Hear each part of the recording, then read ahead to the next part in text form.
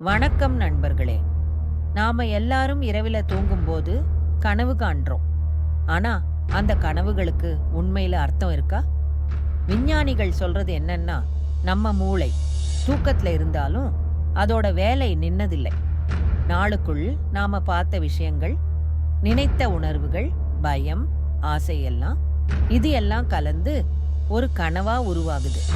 ஒரு மனிதன் ஒரு இரவில் சுமார் 4 முதல் 6 கனவுகள் வரை காண்பார்.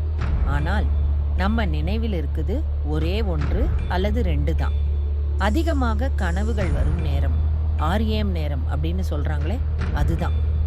சிலர் சொல்லுவாங்க, என் கனவுல இறந்தவர்களை பார்த்தேன். இது உண்மையா? விஞ்ஞான ரீதியாக இது நம்ம மனதுல ஆழமா பதிந்த நினைவுகள், ஆசைகள் தான். ஆனா ஆன்மீக ரீதியில இதுல ஒரு சக்தி இருக்கலாம் என்பதையும் சிலர் நம்புறாங்க. இன்னும் ஒரு சுவாரஸ்யமான விஷயம், நாம நம் கனவில் புதிய முகங்களை பார்க்க மாட்டோம்.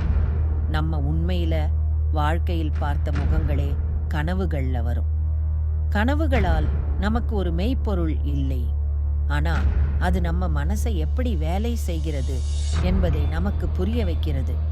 அப்போ அடுத்த முறை நீங்க கனவு கண்டீங்கன்னா பயப்படாதீங்க.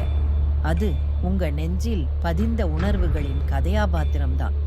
இன்னும் இப்படியான உண்மை தகவல்களுக்காக சப்ஸ்கிரைப் பண்ணுங்க.